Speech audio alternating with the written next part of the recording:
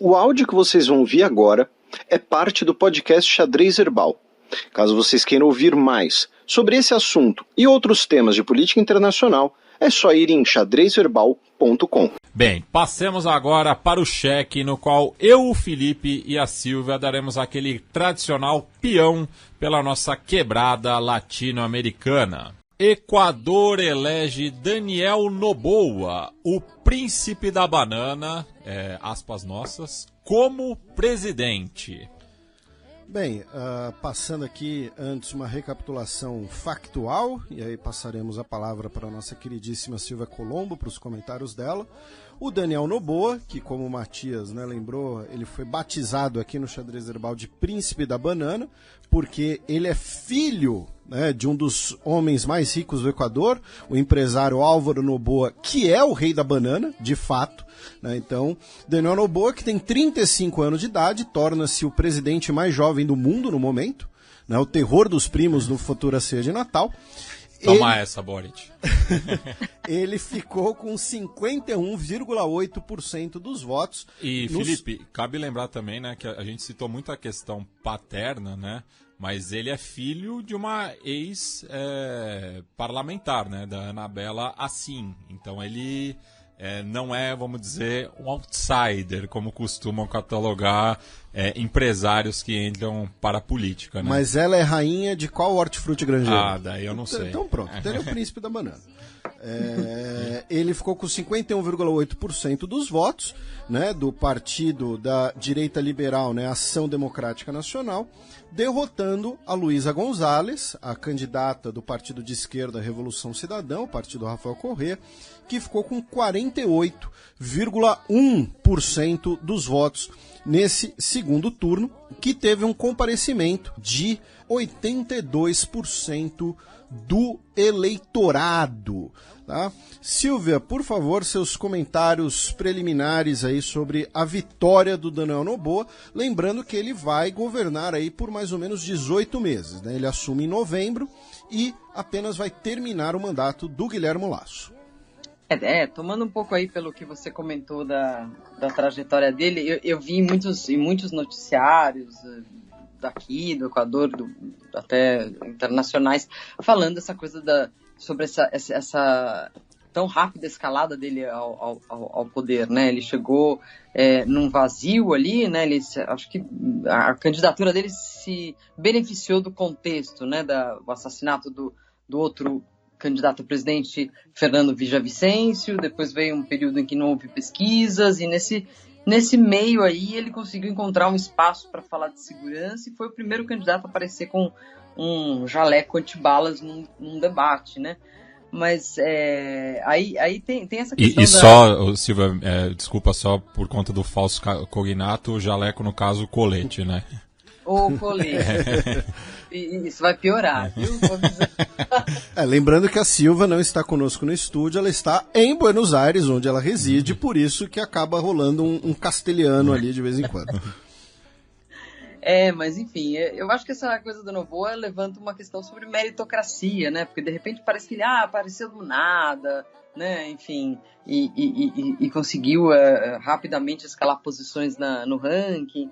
Não é bem assim, Álvaro Noboa, que tentou 5 vezes ser presidente, não conseguiu. Não é exatamente uma pessoa totalmente derrotada. Ele manda, em Guayaquil, praticamente. Ele é um dos homens mais ricos, ele tem relações com empresários, com políticos, e não é muito difícil se abrir espaço para um filho galgar o seu espaço ali, Enfim, eu acho que isso explica um pouco. E outro detalhe, da biografia do Daniel Noboa que chama atenção, que como bom filho da elite política latino-americana, ele nasceu em Miami. Exato. Equatoriano nascido em Miami. Mas, enfim, dentro de tudo isso, é uma esperança aí pro Equador para tentar estabelecer alguma estabilidade nesse período final. Embora eu imagine que ele pode ser candidato, novamente nas próximas eleições. Então, eu imagino que se ele está com essas ambições políticas, vai ser um governo meio show, com atitudes bastante populares, principalmente com relação à violência, colocar o exército nos portos e aeroportos, colocar mais exército em regiões em que a violência está escalando. Eu acho que a tendência é ele fazer coisas um pouco mais midiáticas para poder viabilizar uma candidatura, né? E aí o que me preocupa é ele talvez não dar tanta atenção aos problemas de fundo do Equador, né? São a pobreza, a desigualdade, a questão indígena, né? Que existiam antes e que acabaram sendo o contexto onde esses cartéis estrangeiros e equatorianos passaram a atuar. Lembrando para o nosso ouvinte, né, especialmente o nosso ouvinte mais ocasional ou mais novo, já que esse programa, essa semana, por conta, né, dos eventos na região do Levante, né, Israel, Palestina, sempre atrai uma audiência diferente, né? A gente vem falando do Equador aqui há muito tempo.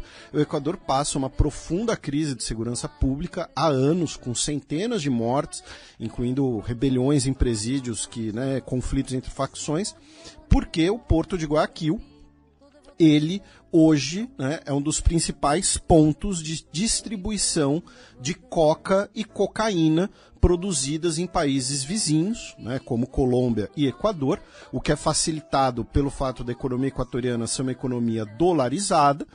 E vamos fazer aquele lembrete, né, que tanto eu, a Silva, o Matias, a gente sempre faz aqui. O problema de drogas no Equador não é causado pelos equatorianos, não são os equatorianos que estão consumindo essa droga. Essa droga segue de Guayaquil para Estados Unidos, Reino Unido e Albânia. Né? Albânia, que é também o grande porto de entrada de droga na Europa. Sim. A gente já tinha falado bastante disso em outros programas, e talvez eu tenha entrado rápido demais no assunto, mas de fato essa violência causada pelos narcotraficantes tem a ver com essa entrada de cartéis estrangeiros, né? Eles falam muito do cartel de Jalisco e de Sinaloa atuando lá, né? Além desse albanês, que é um mistério, né? Parece que o chefe dessa máfia albanesa está preso, seria um Pablo Escobar albanês ali, que comanda as coisas de dentro da prisão. E a Silvia citou, né, os dois estados mexicanos de Jalisco e Sinaloa, que estão justamente na costa do Pacífico, no México, então faz sentido justamente esse fluxo, né? E outro desafio, né, do Noboa, Silva, é que ele não vai ter um apoio muito grande na Assembleia Nacional, né? O partido dele foi só o terceiro mais votado. O Revolução Cidadã, né, ficou em primeiro nas eleições legislativas, elegeu quase metade da Assembleia Nacional Equatoriana sozinho. Lembrando que a Luísa González, ela venceu o primeiro turno, né, ficou em primeiro lugar com 33% dos votos, então foi uma virada do Noboa. Então o Noboa ainda tem esse desafio da Assembleia Nacional. Sim, que é um desafio bastante comum no Equador, né?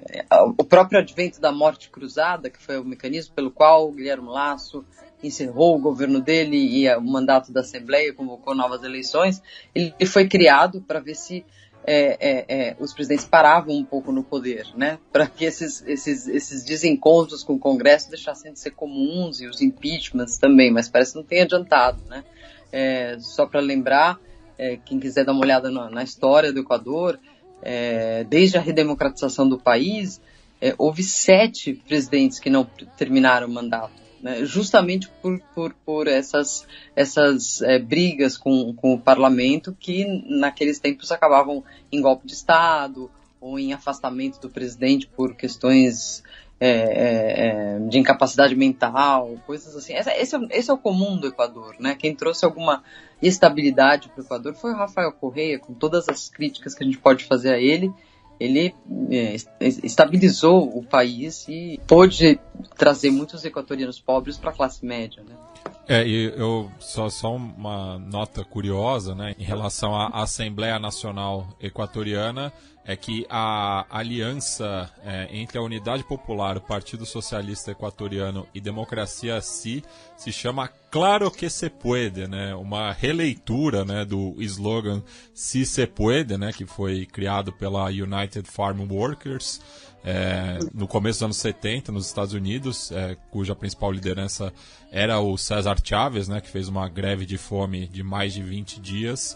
e que acabou se popularizando bastante na América Latina, inclusive com a seleção equatoriana de futebol, quando ela se classificou para a Copa do Mundo de 2002. E ainda sobre o Equador, para a gente, né, ou mais alguns comentários da Silva, ou a gente passar para o Peru, duas notícias, né, que estão conectadas. Uma grande coincidência, né, enfim, né, mais um suspeito, né, um colombiano, né, mais um suspeito do assassinato do Fernando Villavicencio, foi morto na prisão. Né? Problema de saúde, evidentemente. Exatamente, né? Ele caiu ali ele, enfim, se suicidou com 5 tiros nas costas, alguma coisa assim. Mas, falando sério, né, mais um suspeito que estava detido morreu, né, na prisão em Guayaquil. Tivemos mais um... É o 7º no total. Exatamente, né? 7 suspeitos da morte do Villavicencio morreram. E isso foi em mais uma rebelião, e por conta dessa rebelião, o governo Guilherme Lasso estendeu, no último dia 9 de outubro, o estado de emergência no país por mais um mês. Olha só, e eu tinha a sensação de que todos já tinham sido mortos, né? Mas só evidencia que é um crime de demarcação de território, de briga de narco, né? É um pouco o normal nesse tipo de coisa, né? Agora, curioso esses mercenários colombianos atuando em vários países, né? Lembrando, né, você comentou, né, de vários países, né, outro exemplo foi o assassinato do presidente do Haiti. E o Nicolás Maduro diz que há mercenários colombianos tentando matá-lo, né? Inclusive aquela tentativa... Com os leões, né? Que não sabemos se é real ou não, de tentativa de assassinato do Maduro teria sido por parte da máfia colombiana. Mas aí já não sei se é uma coisa que se possa checar, né? Porque a briga do Maduro com a Colômbia é histórica. Bem, agora a gente cruza a fronteira mais ao sul com o Peru, já que a polícia local resgatou cidadãos malaios e taiwaneses que estavam sendo mantidos reféns por uma gangue de Taiwan. Exatamente, era um esquema criminoso, ali, uma quadrilha, que mantinha 44 pessoas como... 44 pessoas ali em cativeiro, e elas tinham que ficar fazendo ligações telefônicas a empresas na Malásia e em Taiwan, se passando por policiais, oficiais do judiciário, para darem golpes. Tá? Por conta disso, 43 cidadãos malaios foram resgatados e um cidadão taiwanês foi resgatado. Além deles, 6 cidadãos taiwaneses foram presos, assim como 2 peruanos que seriam, né, parte ali da quadrilha. Também foram apreendidos cerca de $10 mil, quase 50 telefones celulares e cartões de crédito também. O grupo se intitulava... Aí me desculpa, é um nome muito clichê, O grupo se intitulava Dragão Vermelho. Sabe, parece Tintim. Parece Tintim, parece filme do Jack Chan, entendeu? Quadrilha Dragão Vermelho, o Chris Tucker que foi lá resgatar os caras. Então tinha que melhorar isso aí. Bem, e ainda falando da justiça peruana, Felipe, tivemos uma coincidência, viu? Enfim, a atual presidenta, né, Dina Boluarte, visitou a Santa Sé, né? Tirou foto com o Papa Francisco, né? Inclusive a imagem viralizou, né? Porque parecia que ela estava indo para um enterro, enfim. Fizeram vários memes, Isso. até com dó da Dina, coitada. Fizeram ela com a mortícia da família. Enfim, e coincidentemente, a procuradora da nação peruana, né, a fiscal de la nación, Alice Patrícia Benavides Vargas, estava em Roma também, na mesma viagem, né? E assim, estamos gravando esse bloco com a Silvia no dia 19, então daqui a 6 dias, a Liz Benavides vai ter que decidir se arquiva ou não, né, a investigação contra a Dina Boluarte por conta, né, das mortes em relação aos protestos que estão ocorrendo no Peru desde o final do ano passado. Veja só que coincidência, né? Será que o Papa não dá uma forcinha aí? Enfim. Para dar uma pacificada na situação? Eu acho que vocês dois estão sendo injustos. Em todas as minhas viagens, eu esbarrei com o Procurador-Geral da República, entendeu? Você tá andando, putz, é o Procurador-Geral da República. Você vai na farmácia, tá lá o Procurador-Geral da República. Vocês estão implicando com essa coincidência das duas estarem em Roma ao mesmo tempo. Afinal, quem procura acha, né, Felipe? Meu Deus, essa foi horrível. Bem, agora a gente vai para a Colômbia, né, já que o país instalou uma mesa de negociações com dissidentes das Farc. Pois é, essa mesa começou, né, foi instaurada agora na última segunda-feira, dia 16, em Chibú, para negociar a desmobilização de cerca de 3.500 pessoas. O governo Petro será representado pelo Danilo Rueda, alto comissário para a paz, e os dissidentes das Farc são representados principalmente pelo Estado-Maior Central, né? Chibú fica perto da fronteira com a Venezuela, inclusive, e também foi instaurado um cessar-fogo, tá? Que vai até 15 de janeiro de 2024. Tá? Silvia, da última vez que a gente falou desse assunto, você que fez reportagens bastante extensas, bastante completas, aprofundadas, na época do acordo de paz com as Farc, né, no governo Juan Manuel Santos, você disse que estava um pouco cética, né, um pouco né, com o pé atrás da possibilidade desse acordo. Né? Essa sua visão permanece? Teve alguma notícia recente? Enfim, quais são os seus comentários sobre isso?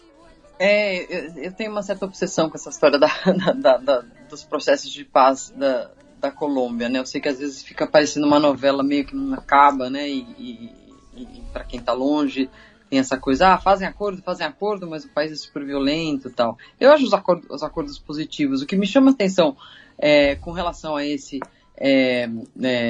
dos dissidentes das Farc é que quando as Farc se desmobilizaram em 2016, assinaram o tratado, fizeram aquela festa em Cartagena e tudo mais,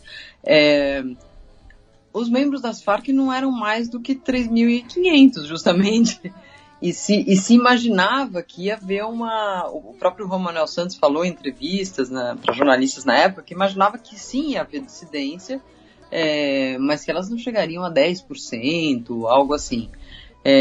Ou seja, os que saíram das Farc foram, muitos deles foram para a Venezuela, foram para refúgios, assim, países menos em que eles não eram perseguidos.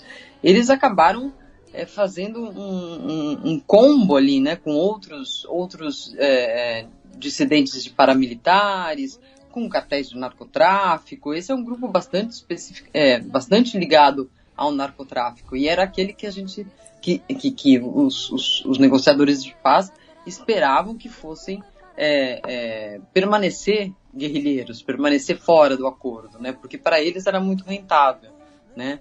Não era rentável, obviamente, para os guerrilheiros de patentes mais baixas que não tinham nada a ganhar e nada a perder, mas aqueles ligados ao narcotráfico iam colocar dificuldades, iam colocar empecilhos e iam continuar na vida delitiva, né? O que acabou acontecendo até mesmo com alguns chefes, né? Que negociaram a paz em Cuba, o Iván Márquez, enfim, o Santrich, Jesus Santrich. Então, de fato um problema, né? Porque você não pode tratar nem as Farc, nem o ELN, que é outra guerrilha, que também está negociando com o Estado colombiano, uma paz parecida à paz que, por exemplo, o presidente Petro quer estender ao clã do Golfo, a grupos criminosos, né? Então há um ressentimento muito grande de serem tratados iguais a criminosos, embora eles atuem em questões delitivas. Eu acho que não se pode mais nem falar de Farc, porque é uma mistura de várias coisas, esses dissidentes de vários grupos, né? Então é um desafio, maior do que com o ELN, que pelo menos é é uma entidade única, né? E essas Farc aí parece uma espécie de tudo junto e misturado. E ainda tratando da violência política na Colômbia, né, a Defensoria del Pueblo publicou um relatório nessa semana, quarta-feira, dia 18, no qual tivemos 173 atos de violência nos primeiros 7 meses do ano e 204 nos últimos 2 meses. Isso porque no último domingo de outubro, dia 29, teremos as eleições regionais no país, né, que elegerão 32 governadores, 418 deputados, 1.102 alcaldes, que é o correspondente ao prefeito aqui no Brasil, 12.072 concejales, no caso os vereadores, e 6.885 ediles. E chama atenção, né, que um dos candidatos à alcaldia de Bogotá é o Carlos Fernando Galán, o segundo filho do Luiz Carlos Galán Sarmiento, que foi assassinado, né, em 1989 a mando do cartel de Medellín.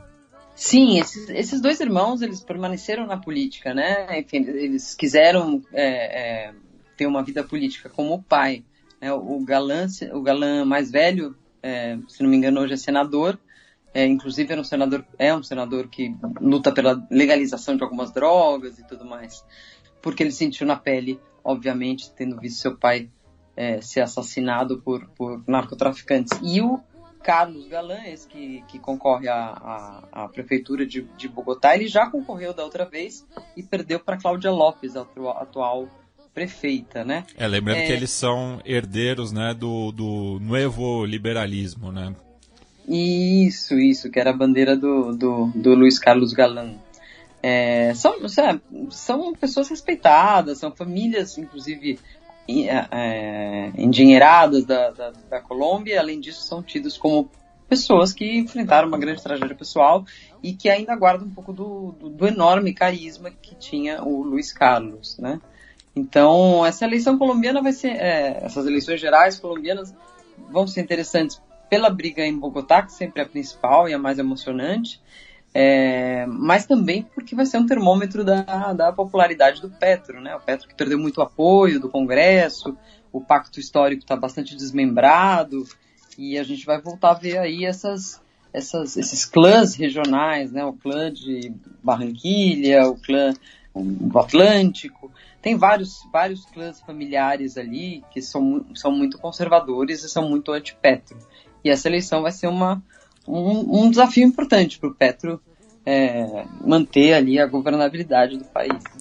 E ainda de acordo com o relatório, né, que eu havia citado, o defensor del pueblo Carlos Camargo declarou, né, que enquanto nos aproximamos das eleições, maiores são as ações violentas de grupos armados ilegais contra os candidatos e os líderes, né? E a maioria desses atos de violência tem acontecido em departamentos justamente nessas zonas de conflito, né? Como o norte de Santander, Arauca, Nariño e Bolívar.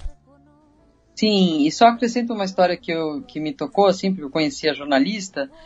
Há uma jornalista que era do Cija Vacia Caribe, e que é baseada em Barranquilha, e ela escreveu um livro sobre desses clãs familiares aí, conservadores.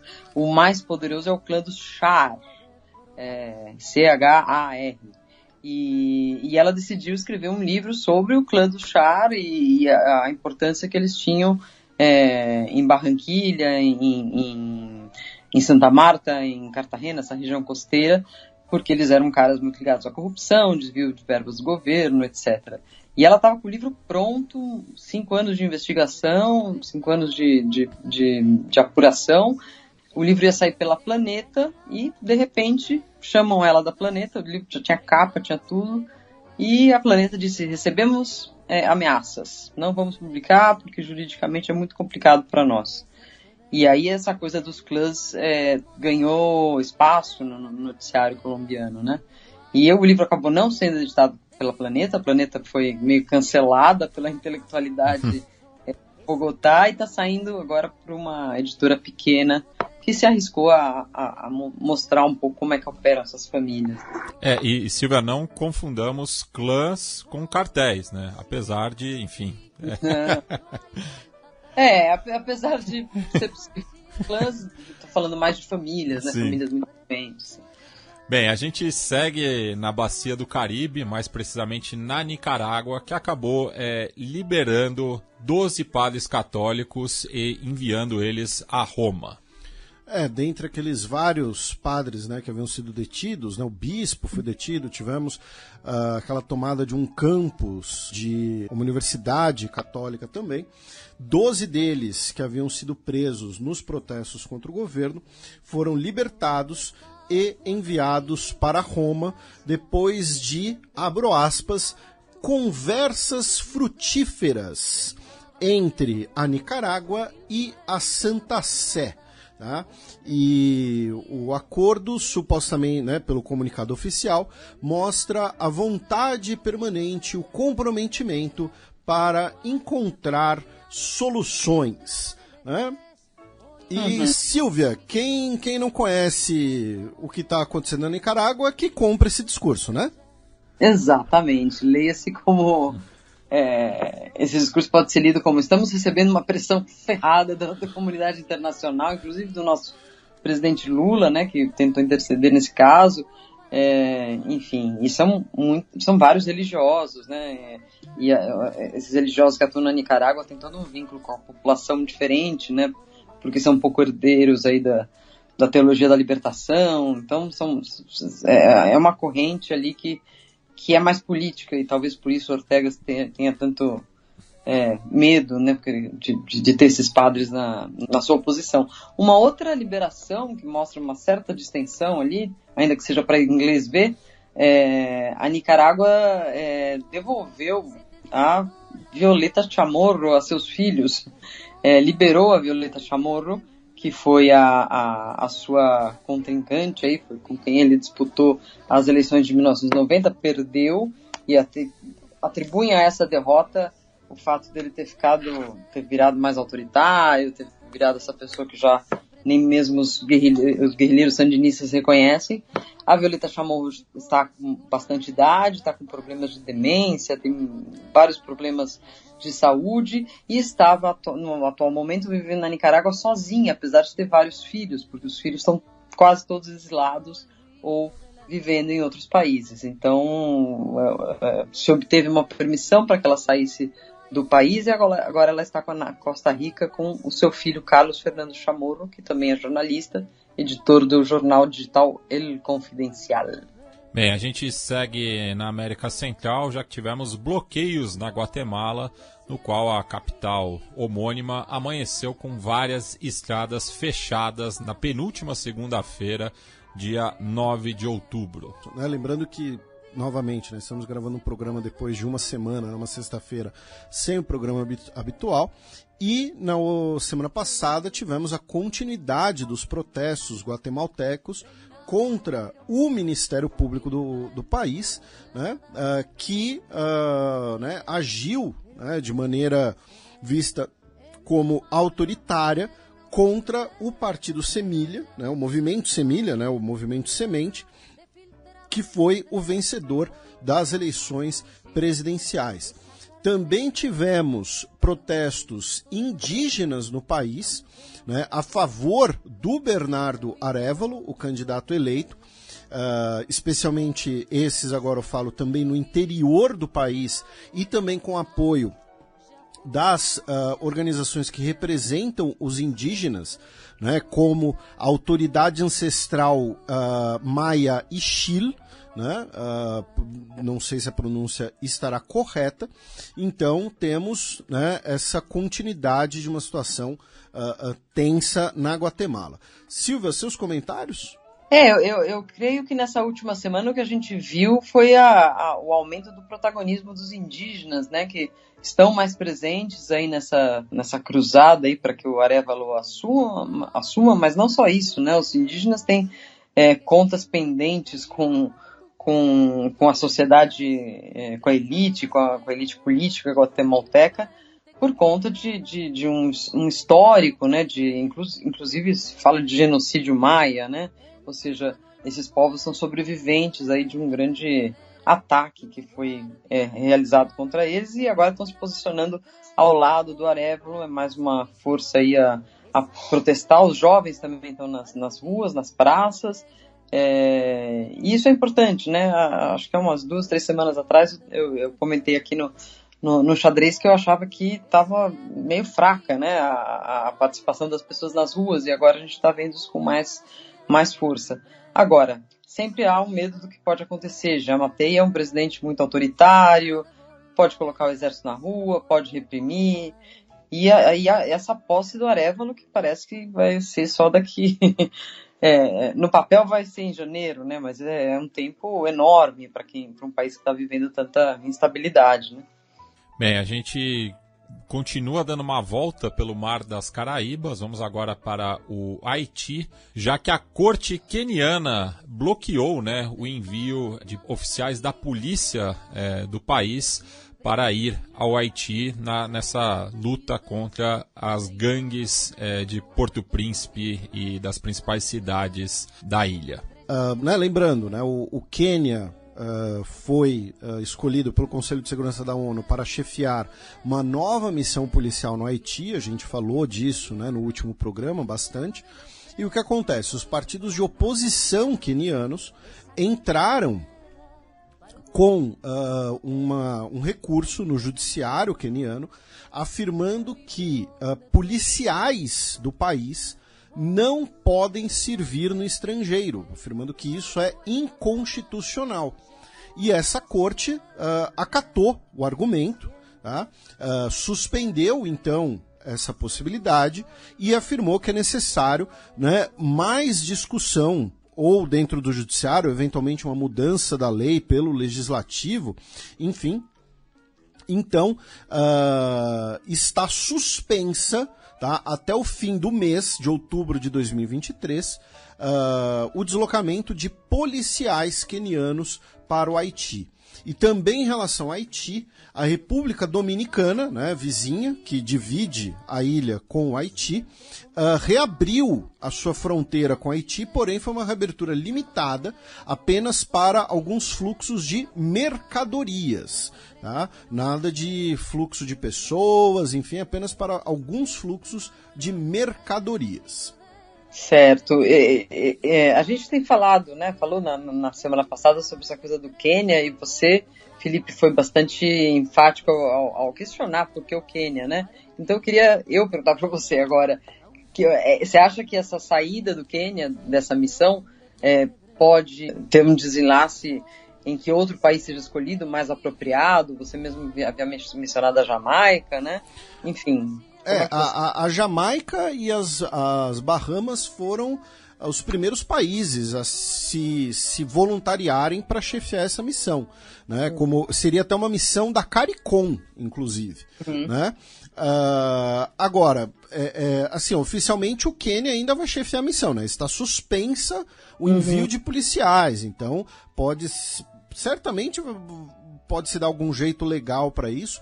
Caso eventualmente o Quênia, pelos seus problemas políticos internos, acabe retirando, né, a sua oferta, alguma coisa assim, aí acho que faz bastante sentido o que você mencionou e acho que seria interessante, né, esse protagonismo regional caribenho nessa missão.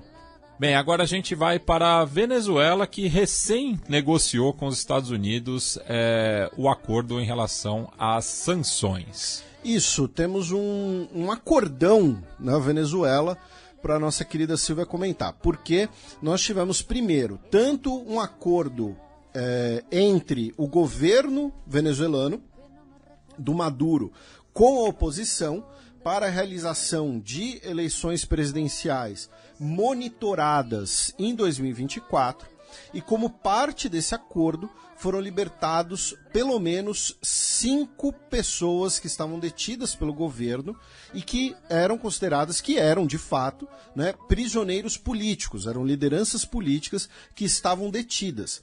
E junto com isso, nós tivemos, pelo governo dos Estados Unidos, o anúncio de uma suspensão de 6 meses, tá, de sanções contra os setores de petróleo, gás e ouro da Venezuela e a negociação de títulos nacionais da dívida venezuelana. Tá? Então, e por que eu disse com acordão? Porque uma coisa está ligada à outra. Então, o governo dos Estados Unidos falou, olha só, Maduro, você tem que fazer acordo com a oposição. Se você fizer, a gente suspende as sanções. Então, todo mundo senta aí, em Barbados, né, que recentemente virou uma república, o que é um desperdício, porque a Rihanna deveria ser a rainha de Barbados, e anunciaram, então, esse acordão. E, segundo a Mônica Bergamo, o Celso Amorim, o assessor, né, de assuntos internacionais da presidência da República, ele viajou a Barbados, inclusive uma viagem de última hora, e serviu, né, foi também uma das testemunhas, digamos assim, desse acordão que, repito, o objetivo é uma eleição presidencial competitiva e monitorada na Venezuela ano que vem. E outro diplomata de peso também que esteve presente em Barbados foi o atual chanceler colombiano, o Álvaro Leivia Duran, né, que também já mediou, né, diversos conflitos no seu país natal. Sim, vamos lá para algumas coisas aí desse acordão. Antes de mais nada, celebro a liberação desses presos políticos que já estavam há algum tempo aí sob custódia do Estado, se não me engano, entre o Helicoide e a Tumba, né, que são as piores prisões ali para presos políticos do regime. Entre eles o Requesens, né, que era um deputado, agora não tem mais mandato, mas enfim, ele, quando foi preso era um deputado muito ativo na Assembleia, uma retórica muito boa, era quase tido ali como um possível sucessor do Guaidó, caso essa luta desses opositores seguisse, né? Então, que bom que o Requesens foi libertado, porque ele era uma voz importante ali no parlamento. E os demais também, a gente sempre celebra isso.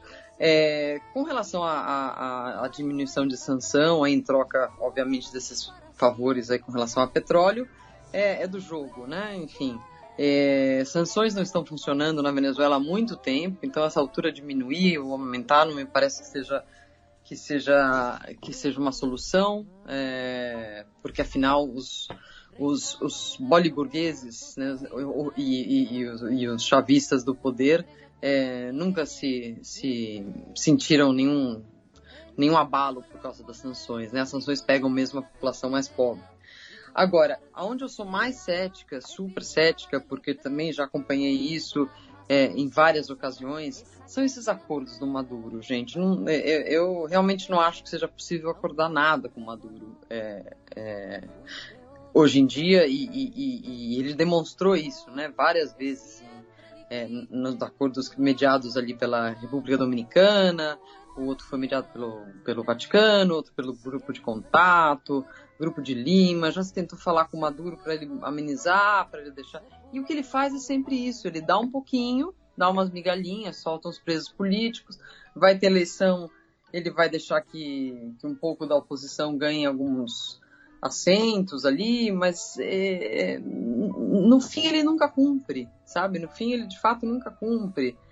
Pedem para ele que a eleição seja limpa, que tenha observadores internacionais, aí na última hora ele fala, não, mas esses observadores não, vamos por outros, aí coloca só os amigos dele, ou, por exemplo, ele fala, vamos ter eleições livres e inabilita os principais opositores reais e cria um opositor fictício, que foi o que aconteceu na eleição de 2018. Ele criou um suposto opositor que era o Henri Falcón, e no fundo era um chavista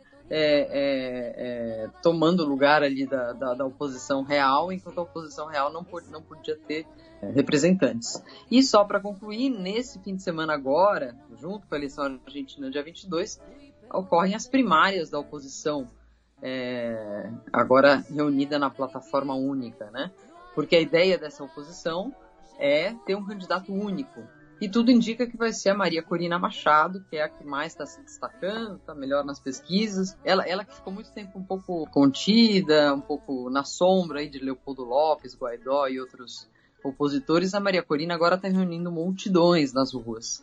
E ela também está inabilitada, então a coisa vai ficar um pouco mais efervescente aí depois. Ela vai ser a candidata preferida da oposição, se ganhar essa primária, mas vai estar inabilitada. E, obviamente, vai jogar com isso politicamente para pressionar o Maduro para que possa haver essa eleição limpa, né, no ano que vem. Enfim, estou falando pelos cotovelos aqui hoje. Não, mas é para isso que existe esse lugar. Bem, e já que o Felipe tinha citado anteriormente o Celso Amorim, a gente vai seguir aqui com algumas notícias relacionadas à política externa brasileira, começando, né, pela visita ao Brasil da ministra dos Negócios Estrangeiros da Noruega, a Anniken Huitfeldt. E o Matias fez uma cara aqui de... Será? Será? Né, a ministra norueguesa veio ao Brasil, foi a primeira visita, né, do mais alto cargo da política externa norueguesa ao Brasil desde 2014. Ela foi recebida pela embaixadora Maria Laura da Rocha, né, que é a secretária-geral do Itamaraty, estava atuando como ministro das Relações Exteriores, porque o Mauro Vieira estava no exterior, né? E dentre as conversas foram setor de fertilizantes e o Fundo Amazônia, claro, né? Lembrando que a Noruega é uma tradicional contribuinte, né, do Fundo Amazônia. Lembrando que afinal, polui pra caramba, né, com as mineradoras. Pois eu não sei se é culpa ou se é washing. Foi muito bem lembrado do seu comentário. Lembrando que o Lula se encontrou com o primeiro-ministro norueguês no contexto da Assembleia Geral da ONU. Já o Mauro Vieira, como a gente mencionou, ele foi à Indonésia e ao Camboja também, tá? Essa semana também Singapura abriu mercado para carnes brasileiras. Lembrando que Brasil e Indonésia, nesses últimos meses, né, anos talvez, né, dá para colocar, tem aprofundado sua parceria, né, por conta, né, do que o Matias batizou de Aliança do Dendê, né, que são países que têm muita selva, muita floresta tropical em pé. A Indonésia também é um importantíssimo mercado de exportações brasileiras como carne de frango, lembrando que a Indonésia é um país de maioria muçulmana. E a nota conjunta teve um detalhe interessante, né, porque a gente já mencionou que a Indonésia ela está construindo uma nova capital, porque Jacarta está afundando. Literalmente. Né? Então o Brasil ofereceu cooperação técnica nesse processo, já que o Brasil já transferiu sua capital, né, para uma capital planejada. Também, tem outra capital afundando também, né, Maceió. Então, isso. Né? Mas aí no caso a culpa é da Braskem. Quer dizer, ouvi dizer. A Braskem, que é de qual? Não é norueguesa, né? Mas... eu ouvi dizer que a culpa é da Braskem, né? Eu não estou falando nada. E essa semana o Brasil foi eleito para mais um mandato no Conselho de Direitos Humanos das Nações Unidas, com 144 votos. O mandato será exercido de 2024 a 2026, o seu 6º mandato no órgão. E aí, antes da Silvia fazer os eventuais comentários dela sobre isso, eu queria puxar uma outra notícia aqui. A gente vai falar, obviamente, muito de Argentina aqui, mas que é o seguinte, Silvia, né? Nas últimas 2 semanas, infelizmente, né, nós tivemos o resgate pelo governo brasileiro de centenas de cidadãos brasileiros que estavam em Israel e Palestina. E, segundo o próprio governo brasileiro, segundo o próprio Mauro Vieira, né, nós temos cidadãos da Bolívia, do Paraguai, da Argentina e do Uruguai que poderiam ser trazidos pelo Brasil. Tá? A Argentina, que tem uma grande comunidade judaica, né? A Argentina tem mais de 1.000 cidadãos em Israel que expressaram o desejo de retornar, né? E, né, até porque, como a gente mencionou, tem muitas pessoas ali que vão ter nacionalidade dupla, enfim. Então, por que eu estou fazendo, né, por que eu estou puxando esse gancho aqui desses voos de repatriamento? Né? Porque a gente falou, né, da questão... nós vamos falar porque a gente ainda vamos gravar, né, mas na ordem do programa, o bloco, né, sobre Israel e Palestina ficou antes, mas eu queria saber de você, Silvia, como tem repercutido, né, os atos terroristas do Hamas, como tem repercutido essas 2 últimas semanas aí na Argentina, que, repetindo, é um país que tem uma grande comunidade judaica, um país que um dos principais atentados, né, nos anos 90 foi em Buenos Aires, 1994, e também é um 2, né, porque teve o da AMIA e o da Embaixada. Isso, e também é um país que tem uma comunidade árabe influente, né, vídeo o Menem. Né? Então, Silvia, como tudo isso tem repercutido aí, como tem sido esse assunto, né, antes da gente falar da Argentina propriamente dita? Tá. Olha, eu acho que se fosse em tempos não eleitorais e com menos, enfim, menos agitação política, estaria se falando mais. Está se falando, mas esse é um país bastante ensimesmado, né? Então o noticiário local tá muito forte. Obviamente, sim, se fala, houve até um protesto esses dias a favor de Israel. Houve 2 ameaças de bomba que deixaram as pessoas meio assustadas aqui, porque um foi no próprio lugar onde era a AMIA e outro na atual Embaixada de Israel. No final eram só ameaças, não eram bombas verdadeiras, mas sim o policiamento em torno desses edifícios está grande. Eu acho que poderia ter mais repercussão se não fosse essa época do ano. Os noticiários, os debates aqui estão dando muito pouco espaço para noticiário internacional. Quando dá, é para esse assunto. E eu entendo, né, eu vi ontem que um avião já veio, um avião da Força Aérea Argentina já foi a Israel e já trouxe uma parte desses argentinos. Agora, é bastante provável que eles estejam precisando de ajuda, né? Porque além da situação econômica e da situação do governo de não ter muitos recursos, os aviões que são, por exemplo, o Lula está mandando aviões que são da presidência, né? Isso o Alberto não pode fazer, porque agora já tem, assim, questões de possibilidade de embargo dos bens da Argentina, enfim. Eles devem estar com alguma dificuldade de tirar todo mundo. Eu não sei qual é a população total de argentinos em Israel e em Gaza, mas sim tem se falado de repatriá-los.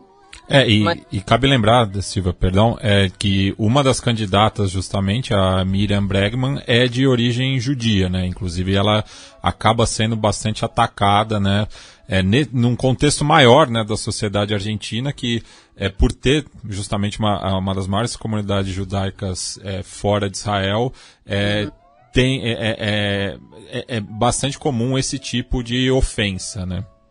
Sim, e foi curioso que no último debate, sim, essa questão entrou, porque a primeira palavra, que foi do Milei, foram palavras de solidariedade com Israel, ponto, né? Aí todos os outros também falaram de Israel, e a Miriam, que, como você bem lembrou, tem origem judaica, ela falou da solidariedade com Israel, condenou o Hamas, mas lembrou a luta dos palestinos. E no dia seguinte, aquela discussão que eu sei que está acontecendo aí no Brasil também. Mas como é que você pode falar isso, pero, não sei o que, né? Ou você defende uma causa ou outra, aí já começou aquele fla-flu, essa polarização ali, né? E ela foi, inclusive, chamada, né, de militante judia por um quadro da ultradireita argentina e revisionista, né, o Alejandro Fargossi. E ontem, no encerramento da campanha do Milei, havia bandeiras israelenses também. Então, se faz essa relação, né? Mas eu acho que o tema tá meio ofuscado aqui pelas eleições. Para a importância que tem a comunidade judaica aqui, deveria estar sendo muito mais falado. E aproveitando que vocês já entraram, né, no debate também dos candidatos, né, e o comício, né, do fim da campanha do Milei, né, esse domingo agora teremos o primeiro turno, né, das eleições presidenciais argentinas, além de eleições para o Congresso e também outras eleições que depois eu vou até mencionar.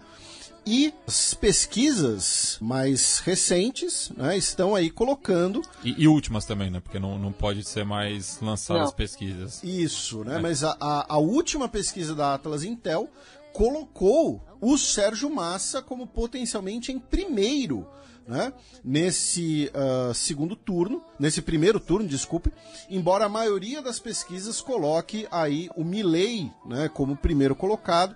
De qualquer maneira, né, hoje está mais ou menos assim, 30 e alguns %, tanto para o Massa quanto para o Milei, a Patrícia Bullrich ali com seus 24, 25% das intenções de voto. Depois vem a Frente de Esquerda e o Hacemos por Nuestro País. Né? Então, Silvia, por favor, né, seus comentários já sobre a campanha, sobre essa expectativa para o segundo turno, o último debate, né, que teve na semana passada, enfim. E Silvia, só uma provocação. O quanto que da participação do Sérgio Massa sentando à mesa da Mirta Legrand pode ter ajudado ele aí nessa reta final. Só para contextualizar, a Mirta Legrand seria uma mistura de Hebe Camargo com Rony Von, assim. Tá, obrigado. Eu não fazia a mínima ideia de quem era. Meu Deus. Não, dá uma googlada. Aula de Argentina 1. É uma entrevistadora, uma apresentadora, ex-atriz, lindíssima, participou de vários filmes, era casada com um cineasta famoso. Enfim, Mirta Legrand não só é uma estrela assim, do showbiz aqui da Argentina, como também tem esse programa que se chama Mesaça, que é Mesa Grande, né? No qual ela recebe para jantar sempre 4 pessoas, jornalistas, gente do futebol, das artes, políticos, e esses programas são vistos por toda a Argentina. Eles pautam, de fato, o debate, ou o que vai ser o noticiário da semana seguinte. E ela tem quase 100 anos, né? Porque ela tem quase, ela tem 90 e muitos 96, anos. Puxei aqui. E é uma senhora bastante, assim, arrumada, veste marcas, enfim. Enfim, uma típica senhora muito coqueta aqui de Buenos Aires. Mas, centrando nessa coisa dos candidatos, ela teve jantares com todos, né? E ambos foram, de Milei e Massa, foram melhores que os debates, para vocês terem uma ideia. Porque ali ela faz perguntas muito na cara dura, né? Então, por exemplo, ela perguntou pro Milei: é verdade que você fala com o seu cachorro morto? Enfim, pro Massa também ela fez perguntas bem, mas como assim? Como é que você quer ser presidente com a inflação desse jeito? Enfim, ela faz perguntas muito diretas de uma maneira que o povo faz, né? Então, foram muito interessantes. A do Milei foi especialmente interessante porque eu creio que a campanha do Milei, que está sendo muito esperta na exposição dele, aproveitou essa oportunidade com a Mirta para levar a namorada nova do Milei, que será eventualmente a primeira-dama deste país, que é uma atriz muito conhecida aqui na Argentina também, porque ela fazia imitações da Cristina Kirchner. Aí a psicanálise explica, né? E aí no jantar ela imitou a Cristina Kirchner falando, um diálogo da Cristina Kirchner falando com o Milei. A Cristina que tem um timbre muito próprio, né? E essa mulher é realmente impressionante. Eu até recomendo para os nossos ouvintes, se quiserem ver uma boa imitação da Cristina Kirchner, busquem Fátima Flores. E essa namorada do Milei e essas apresentações juntos em programas como o da Mirta Legrand são uma tentativa de humanizar o Milei, né? E ele, como é um cara que, segundo o biógrafo dele, e várias pessoas que conheceram ele na infância, ele nunca teve namoradas, né? Até os 40 e poucos anos, quando ele namorou uma cantora também. E ele tá todo apaixonado. Não sei o quanto é atuação, mas ele faz coraçãozinho com a mão, chama ela de meu amor, que mulher maravilhosa. enfim, dança com ela. Ontem no encerramento ela também estava. E a ideia de aparecer na Miri Telegram com ela era uma coisa para mostrar ele apaixonado, falaram de quando se conheceram. Tudo soa um pouco a operação, né? Enfim, de propaganda, mas isso tem servido tanto a Mirta como a namorada para humanizar a figura do Milei, que sempre teve essa fama de ser tão histriônico e solitário, né? E Silvia, falando do meu objeto de estudo propriamente, né, que são as torcidas de futebol, principalmente na Argentina, o Sérgio Massa ontem também, né, na quarta-feira, dia 18, participou, né, de uma live com um streamer conhecido como Momo en el Mundo, o nome dele é Jerônimo Benavides, no qual ele também anunciou, né, de maneira bastante populista, de que se for eleito, voltarão, né, as torcidas visitantes na Argentina, algo que na primeira divisão está proibido desde 2013 e nas divisões de acesso desde 2007, né, por conta da crescente violência, né, e que não terminou com a proibição dos visitantes, porque, enfim, são outras questões envolvidas. E lembrando, né, que o próprio Sérgio Massa teve, né, sua carreira política muito impulsionada pelo sucesso esportivo do Clube Atlético Tigre, né, que é o clube do qual ele foi apadrinhado pela família da esposa dele, né? Sim, a Malena, né, também está na política e louca para ser primeira-dama. Sim, de fato, os dois são ligados ao futebol, né? O Milei com essa passagem pelo seu time também, pelo Chacarita. Mas o Milei é vira-casaca, então... Vira-casaca, é verdade. Mas o Massa é realmente apaixonado pelo Tigre e obviamente, tudo que ele está anunciando... O Massa está realmente jogando todas as que ele pode, entre hoje, amanhã e domingo. Enfim, e apostar no futebol e trazer as torcidas visitantes é uma coisa que é de fato muito...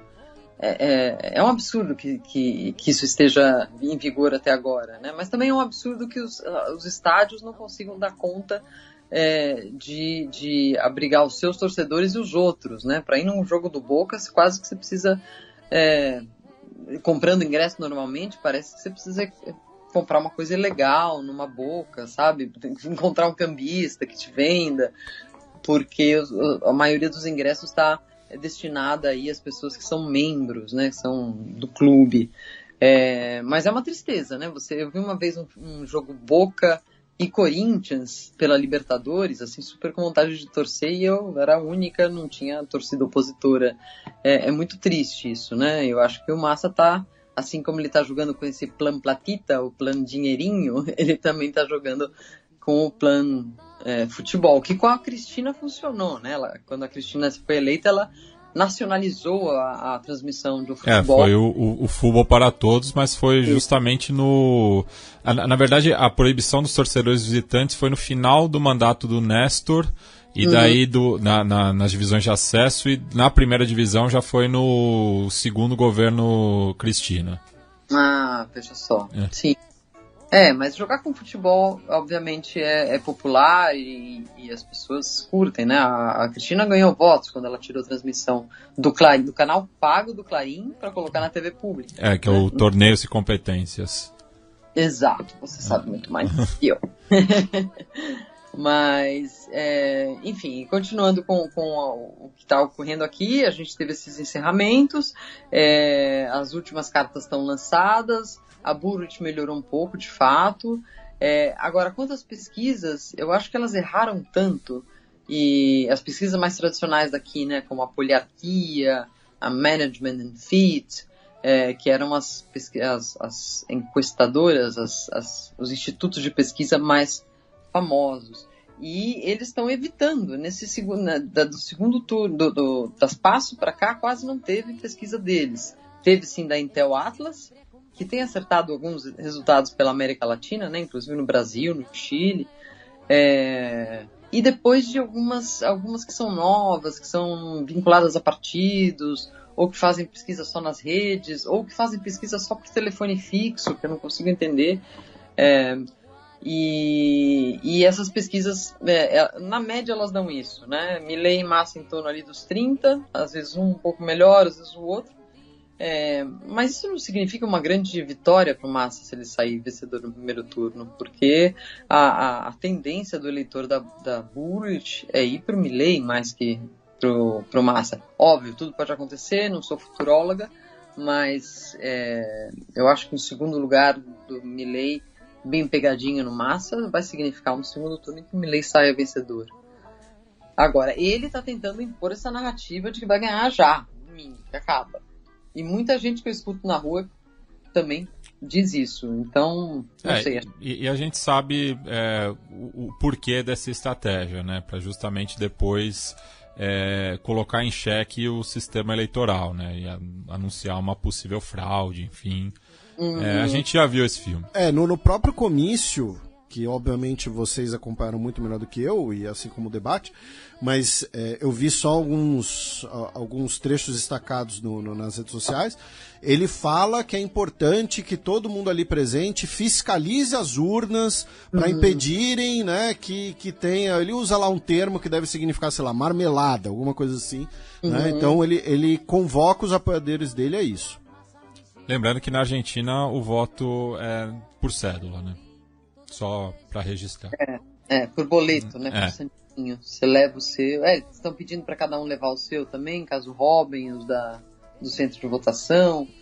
E é isso, né? Nesse caso de alcance nacional, para ter fiscais, por exemplo, em todas as partes do país, o Milei tem uma certa desvantagem, né? Agora que ele está convocando esses jovens para irem ajudar. Isso o peronismo já tem historicamente, né? Fiscais de mesa. Então aí vai se jogar alguma coisa assim, e obviamente no domingo vai começar a pipocar coisas de fraudes em algumas províncias, enfim. Vai ser eletrizante. E aproveitando, Silvia, que você mencionou, né, fraudes em algumas, né, possíveis denúncias de fraudes em algumas províncias, né, além das eleições nacionais, nós teremos eleições para a cidade autônoma de Buenos Aires, né, em que quem concorre é o Jorge Macri, inclusive, né? O Jorge Macri, que concorre a chefe de governo da cidade de Buenos Aires, é primo de Maurício Macri. Teremos também as eleições para a província de Buenos Aires, as eleições da província de Entre Rios e as eleições da província de Catamarca. Claro, né, no caso de Catamarca, com todo o respeito, Entre Rios ali também, com todo o respeito, acho que não tem tanto peso assim, mas sobre as eleições da cidade autônoma e da província de Buenos Aires, você acha que tem alguma coisa interessante para destacar para os nossos ouvintes? Tem alguma coisa que pode ter impacto também na eleição nacional, Silvia? Sim, a província de Buenos Aires é sempre muito importante para a eleição nacional. Quando a gente fala da província de Buenos Aires, a gente está falando de tudo aqui da região de Buenos Aires, menos Buenos Aires, né? Então, a área metropolitana e os distritos e localidades. Os partidos, né? Que também no falso cognato é como se fosse a macro-região, né? A macro-região, exatamente. E cuja capital é La Plata, não é Buenos Aires. Então, Buenos Aires é uma coisa... É um estado à parte, né? Assim como o Distrito Federal, Sim. Brasil, México. E por que a província é tão importante? Porque ela tem 38% dos eleitores de toda a Argentina. Ou seja, ganhar ali é ter um controle do eleitorado, das decisões que se tomam, inclusive a nível nacional, muito grande. Ali o favorito é o Axel Kicillof, ex-ministro da Economia da Cristina Kirchner. E atual governador. E é o atual governador. Ele vai para a reeleição. Essa foi inclusive uma determinação da Cristina, que ele não se candidatasse a presidente, sim a governador, porque ele tinha mais chances e porque, no caso de uma derrota do peronismo, que é bastante provável, a província pode virar esse bunker, né, de resistência e de reconstrução do peronismo para voltar depois do que seria o fracasso da dolarização do Milei ou algo do gênero, né? Enfim, então por isso que o Axel Kicillof está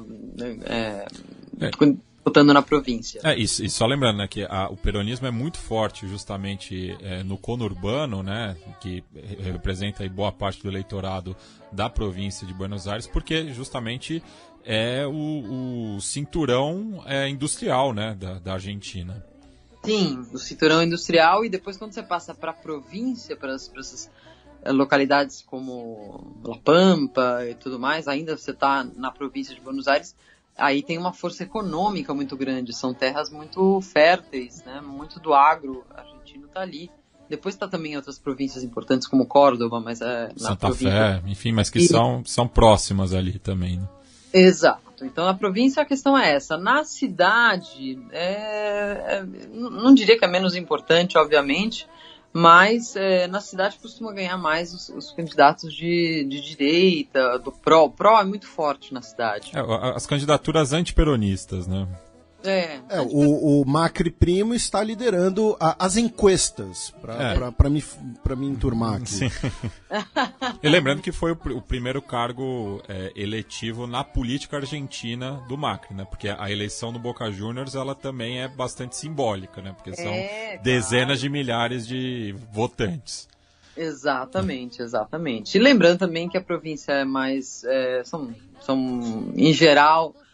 bairros mais humildes, tá? A classe média baixa. Existem algumas províncias ali que são, tipo São Isidro, que é rica e endinheirada, mas em geral tá a população mais simples. Que justamente é onde o Massa surgiu, né? Ele surge ali no conurbano norte, nessa região, né? De San Isidro, né, de Tigre, enfim, ali que ele se fez politicamente, né, porque tem vários country clubs, assim. San Isidro é onde jogam polo, não é? Sim, polo, rugby. Eu lembro que teve alguma coisa de polo lá. Sim, essa região da área metropolitana é chique, é bacana, mas a maioria, o conurbano sul, Quilmes, Lanús, tudo isso Avejaneda. Classe média baixa.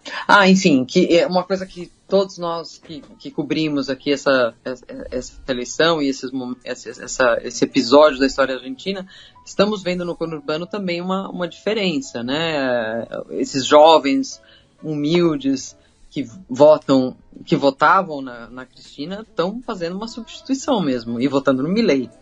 Esse vai ser um grande tema sociológico para se discutir depois da eleição, né? Ontem, no encerramento do Milei, havia várias faixas de La Matança, de Berazategui, ou seja, de lugares bastante humildes, em que as pessoas estão votando no Milei, mesmo sabendo que ele tirará todos os subsídios e benefícios sociais dessa população. É realmente uma eleição para a gente depois analisar com bastante atenção.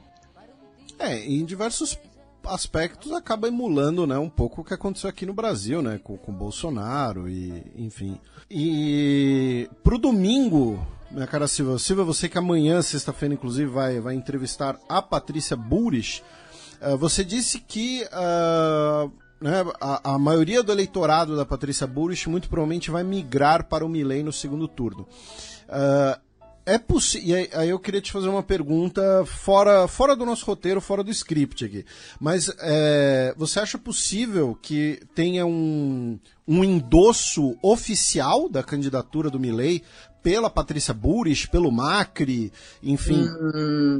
Não acho. Tá. É uma situação, por exemplo, parecida com a do Chile, né? Que no segundo turno todo mundo se juntou ao Boric, mesmo a direita dita democrática, que se formou uma frente ampla. Isso não tem como se repetir aqui. Eu acho muito, muito pouco provável.